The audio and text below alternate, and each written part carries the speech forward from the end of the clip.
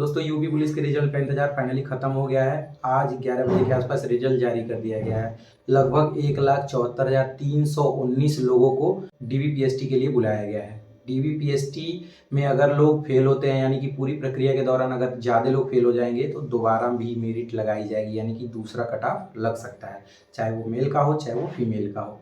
Cut off कितना गया है ये भी देख लेते हैं। तो सामान्य वर्ग में 214.04644, ईडब्ल्यूएस में 187.31758, ओबीसी में 198.99599, एससी में 178.04955, एसटी में 146.73835। ये था मेल का। अगर फीमेल की बात करें तो जनरल का 203.90879, ईडब्ल्यूएस का 180.23366, ओबीसी का 189.39259, एससी का 169.13167, एसटी का 136.02707। स्वतंत्रता संग्राम सेनानी का सिर्फ 1 मिनट लगा है, 75.96059। एक सर्विसमैन का 2 मेरिट लगा है, जिसमें जनरल का 100.44128 और ओबीसी का 59.00371। इतने नंबर वाले लोगों को डीवीपीएसटी के लिए बुलाया जाएगा। अब डीवीपीएसटी कब होगा उससे पहले ये जान लेते हैं कि भर्ती के कितने गुना लोगों को बुलाया गया है। तो लगभग 2.89 गुना लोगों को डीवी और पीएसटी के लिए बुलाया गया है। अब सोचो, इसमें से 1 गुना के बाद सब लोग बाहर हो जाएंगे। मतलब अभी ये खुशखबरी नहीं कह सकते, अभी ये क्षणिक खुशखबरी है। आपका सिलेक्शन 100% तभी होगा जब फाइनल लिस्ट जारी की जाएगी, यानी कि जो फाइनल रिजल्ट जारी किया जाएगा, जिसको फाइनल कट ऑफ भी कह सकते हैं। तो सबसे पहले जिनका सिलेक्शन इसमें हुआ है उन लोगों को मेरी तरफ से ढेर सारी शुभकामनाएं। आज आप लोगों की मेहनत ने तो रंग दिखाया है, लेकिन उस मेहनत से ज़्यादा आपके मम्मी पापा का मेहनत आप लोगों के हक में आया है। लेकिन जिसका सिलेक्शन नहीं हुआ है, मैं उन लोगों के लिए ज़रूर कहना चाहूँगा कि आप लोग दुखी बहुत ज़्यादा होगे। मैं ये नहीं कहूँगा कि आज ही आप इस चीज़ से उबर जाओ, बहुत असर नहीं पड़ेगा। बहुत ज़्यादा मोटिवेट करने की कोशिश नहीं करूँगा, क्योंकि जब आदमी डिमोटिवेट होता है या फिर जब असफलता हाथ लगती है ना, तो उस समय मोटिवेशन भी डिमोटिवेट करने का काम करता है। तो मैं यही कहना चाहूँगा कि जिनका रिजल्ट इस बार लिस्ट में आप देख रहे हो ना, उन लोगों ने अपने पूरी ज़िंदगी में ऐसे रिजल्ट बहुत देखे हैं जिसमें उनका नाम नहीं था। उन सारी चीज़ों से लड़ के वो हारे नहीं, दोबारा गिरने के बाद उठे और यहाँ तक आए, तभी उनका नाम है। तो अगर आप भी चाहते हो कि आपका किसी ऐसे पीडीएफ में नाम हो, तो थोड़ा सा गलत कदम उठाने से बचिएगा। मैं आप लोगों से हाथ जोड़ के रिक्वेस्ट करता हूँ, ऐसा कुछ मत करिएगा। ये सारी कंडीशन उन लोगों के साथ हो जाती है जो लोग एकदम बॉर्डर पे रहे होंगे कि भैया अब इसके बाद मेरी एज नहीं बचेगी। कोई बात नहीं, आपके लाइफ में जो लिखा होगा ना वही होता है। हमारा काम होता है कोशिश करना। सिर्फ पुलिस की वैकेंसी आप नहीं देख सकते ना, अभी बहुत सारी वैकेंसी है जिसमें 40 साल एज मांगती है। तो प्लीज़ आप लोग ऐसा मत करिएगा, मेहनत करेंगे तो सिलेक्शन होगा। और अगर आपकी एज है तब तो 40,000 वैकेंसी आ ही रही है, तो इसमें टेंशन लेने वाली बहुत ज़्यादा बात नहीं है। मेहनत करने के बाद सफलता नहीं मिलती है, सबको दिक्कत होती है। इनफैक्ट आप नहीं, पूरे इस धरती पर कोई ऐसा प्राणी नहीं होगा जो असफल होने के बाद दुखी ना हो। लेकिन जिनका सिलेक्शन हो गया है, इसमें ये भी ध्यान देने की ज़रूरत है कि अगर आप बॉर्डर पे हैं तो थोड़ा डर बना रहेगा, क्योंकि अगर बात करें यूपी पुलिस के पिछले वैकेंसी में तो लगभग 2.5 गुना लोग बुलाए जाते थे। तब फाइनल कट ऑफ लगभग 6 नंबर से 7 नंबर बढ़ जाती थी। इस बार लगभग भर्ती का 3 गुना बुलाया गया है। तो इतना माना जा सकता है कि फाइनल जो कट ऑफ है, जितना आपका नंबर है उससे 10 नंबर ऊपर जा सकती है। जो अंदाजा हो सकता है गलत भी हो, लेकिन लगभग 10 नंबर ज़्यादा बनेगा। तो अगर आप बाउंड्री पे हो तो थोड़ी सी दिक्कत है। ये भी जानने की ज़रूरत है कि जो नॉर्मलाइजेशन वाला नंबर है वो कितना बड़ा है और किस तरीके से पता चलेगा। तो अभी अंदाज़ा नहीं लग सकता। जब फाइनल लिस्ट आती है, यानी कि फाइनल कट ऑफ आता है, तभी पता चलता है कि आपका कितना नंबर है। एक लड़के से मैंने बात किया, वो ओबीसी कैटेगरी का है, 190 नंबर उसका था, लेकिन उसका नाम इस लिस्ट में आया है। तो इसका मतलब ये तो अंदाज़ा लगाया जा सकता है कि ओबीसी का कट ऑफ 198 दशमलव कुछ है, तो उससे ज़्यादा उसके नंबर होंगे। तो 8 नंबर तो बढ़े ही बढ़े हैं, लेकिन उसका शिफ्ट जान लो, उसका पहले दिन और पहला शिफ्ट था, तो जिससे ये अंदाज़ा लगाया जा सकता है कि 15-17 नंबर तो बढ़े ही होंगे। ठीक है, लेकिन बॉर्डर पे रहेगा, ऐसे लड़के बॉर्डर पे ही रहेंगे। लेकिन जिनके नंबर मान के चलिए कट ऑफ से अगर 10 से ऊपर बन रहे हैं तो 100% आप निश्चिंत हो जाइए। लेकिन निश्चिंतता तभी होगी जब आप रनिंग करोगे। तो ये भी जानने की जरूरत पड़ेगी ना कि कब डीवी के लिए बुलाया जाएगा, कब पीएसटी, कब रनिंग के लिए। तो एक्यूरेट डेट नहीं दिया गया है, लेकिन लगभग सप्ताह बता दिया गया है। दिसंबर के तीसरे सप्ताह में डीवीपीएसटी के लिए बुलाया जाएगा। डीवीपीएसटी में आपके डॉक्यूमेंट चेक होगा, लंबाई और सीना चेक होगा। वहाँ से क्वालिफाई करने के बाद जनवरी के तीसरे सप्ताह में बुलाया जाएगा रनिंग के लिए। वो चीज़ें 2-4 दिन आगे पीछे हो सकती हैं। अब कैसे आप जानोगे कि ये सारी चीज़ें आएंगी, तो इसके लिए आपको uppvpv.gov.in पे विजिट करते रहना है। ये मेन वेबसाइट, अगर रिजल्ट आप लोगों ने नहीं देखा है तो आप uppvpv.gov.in पे जाइएगा, वहाँ से चेक कर लीजिएगा, या फिर सरकारी रिजल्ट से चेक कर लीजिएगा।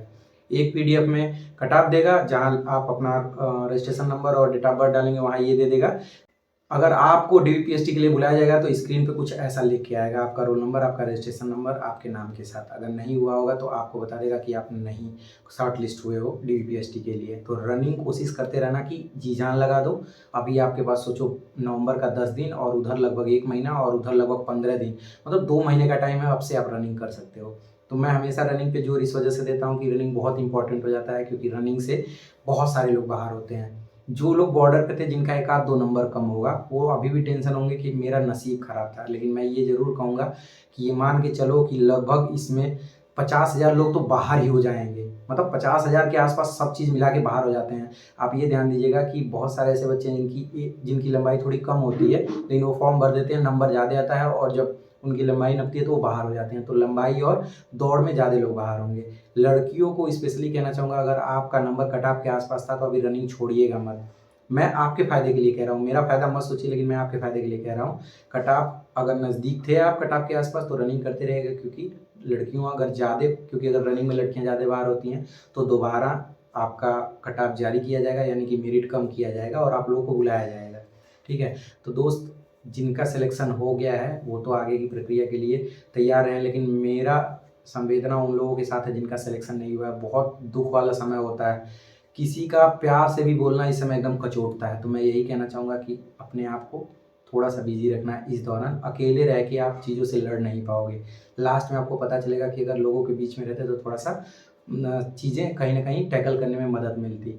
पर पटदारों से मत सोचो, वो तो हमेशा आपकी असफलताओं पे जलेंगे। सफल होके दिखाना है तो इन सारी चीज़ों से उभरना पड़ेगा। तो दोस्त, सिलेक्शन तेज़ होने से नहीं होता है, थोड़ा नसीब भी साथ देना चाहिए। आज जिनका नाम है उनका मेहनत और नसीब उनके साथ था, बस इस वजह से वो इस लिस्ट में आ गए। आपका नसीब साथ नहीं था, मेहनत आपने भी उतना ही किया था। मेहनत दोबारा से हो सकता है। तो प्लीज़ मैं यही कहूँगा कि ज़िंदगी के साथ खिलवाड़ मत करिएगा। एक बार ही लाइफ मिलती है, तो आप लोग इस बात का ध्यान रखिएगा, अपने मम्मी-पापा का ध्यान रखिएगा। एक नौकरी जीवन नहीं है, नौकरी सिर्फ़ जीवन यापन का एक माध्यम है। पैसे से जीवन चलता है, पैसा किसी भी तरीके से आ सकता है, इसमें नहीं तो किसी और में हो जाएगा। मैं इसीलिए प्रेशर दे रहा हूँ कि जिनका सिलेक्शन नहीं हुआ हो रहा है, डिमोटिवेट मत होइएगा। मैं ये कहूँगा, जहाँ दिमाग जा रहा है चलने दीजिए, खुद को अभी आप रोक नहीं पाओगे। इंसान का ये फितरत होता है कि जैसे माहौल में रहता है वैसा ही ढल जाता है। तो थोड़ा-सा टाइम दीजिएगा खुद को, सब चीज़ें सही हो जाएँगी, दोबारा आप मेहनत करके सफल हो जाओगे।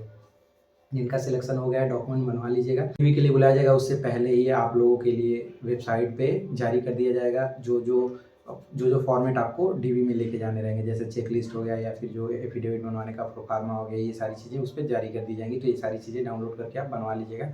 बाकी अब तो चैनल को सब्सक्राइब कर लोगे, अब तो ज़रूरत पड़ेगी ना। देखो, मैं आपके इस जगह पे पेपर नहीं दे सकता, लेकिन पेपर कैसे दिया जाता है और सिलेक्ट कैसे हुआ जाता है, ये सारी चीज़ें बता सकता हूँ। तो आप लोग अपना फ़ायदा सोचो, मैं अपना फ़ायदा सोचता हूँ। इम्पोर्टेंट ये नहीं कि मेरा कितना फ़ायदा हो रहा है। मैं अपने फ़ायदे के लिए मेहनत कर रहा हूँ ना, समय निकाल के वीडियो बना रहा हूँ, तो आप लोग अपने फ़ायदे के लिए जहाँ से भी मिले मौका वीडियो देख लिया करो, ठीक है? बाकी आगे की तैयारी करते रहना, और बाकी कोई भी चीज़ चाहिए तो आप डिस्क्रिप्शन बॉक्स में लिंक दिया हुआ है, वहाँ से टेलीग्राम में जुड़ जाइएगा। मेरा इंस्टाग्राम आईडी है, इसको फॉलो करके मैसेज कर सकते हैं यहाँ पे। सब चीज़ें आप लोगों को पता चलती जाएँगी, जैसे-जैसे चीज़ें आगे आप लोगों को जानकारी के लिए चाहिए होंगी, ठीक है? तो आप चैनल को सब्सक्राइब कर लीजिए, और वीडियो पसंद आया हो तो वीडियो को लाइक करिएगा। एक बार फिर से आप लोगों को बधाई देना चाहता हूँ, इतने मेहनत के बाद आपकी सफलता रंग लाई है। इतने मेहनत के बाद आप लोग उन लोगों के मुँह पे टेप लगा दोगे, जो लोग आपको हमेशा असफल देखना चाहते थे। तो मेहनत करते रहिएगा। रिज़ल्ट नहीं चेक किए हैं तो आप मेरे व्हाट्सएप नंबर पे मैसेज कर दीजिएगा अपना, या फिर आप uppppv.gov.in पे जाके चेक कर लीजिएगा। आप uppprpv.gov.in पे भी जाके चेक कर सकते हैं, वहाँ पे ये दोनों वेबसाइट भर्ती बोर्ड की है। बाकी और भी कुछ चाहिए तो आप डिस्क्रिप्शन बॉक्स में लिंक है, वहाँ मैसेज कर दीजिएगा या फिर कमेंट सेक्शन में मैसेज कर दीजिएगा। चलिए, मिलते हैं अगले वीडियो में। तब तक के लिए इतना कहना चाहूँगा कि अब सेफ्टी बहुत ज़रूरी है रिजल्ट आने के बाद। ईर्ष्या भावना ऐसी होती है ना कि लोग चोट भी आपको पहुँचा सकते हैं कि पैर पे चोट लग जाए, ये लग जाए, वो लग जाए, आप रिकवर नहीं कर पाओगे, समझ रहे हो ना, 1.5-2 महीने में। तो अब से एकदम सेफ रहो, बाइक चलाना बहुत ही कम कर देना, ज़रूरत पड़े तभी चलाओ, और थोड़ा-सा गाँव वालों से दूर रहना। क्योंकि भाई नेगेटिव वाले तो हमेशा चाहते हैं, उनको अपनी खुशियों में खुशी नहीं मिलता, उनको दूसरे के दुःख में खुशी मिलती है। तो वो हमेशा चाहेंगे कि आप आगे की प्रक्रिया में शामिल ना हो पाओ। तो उन सारी चीज़ों से बच के रहना। अगर आपको लगता है कि मैं सही बोल रहा हूँ तो अच्छी चीज़ है, नहीं लगता तो कोई बात नहीं। मैं आपको अपना एक्सपीरियंस बता रहा हूँ, ऐसा ही कुछ जगहों का समाज इसी तरीके से सोचता है। चलो फिर मिलते हैं अगले वीडियो में, तब तक के लिए अपना ध्यान रखो, बाय बाय।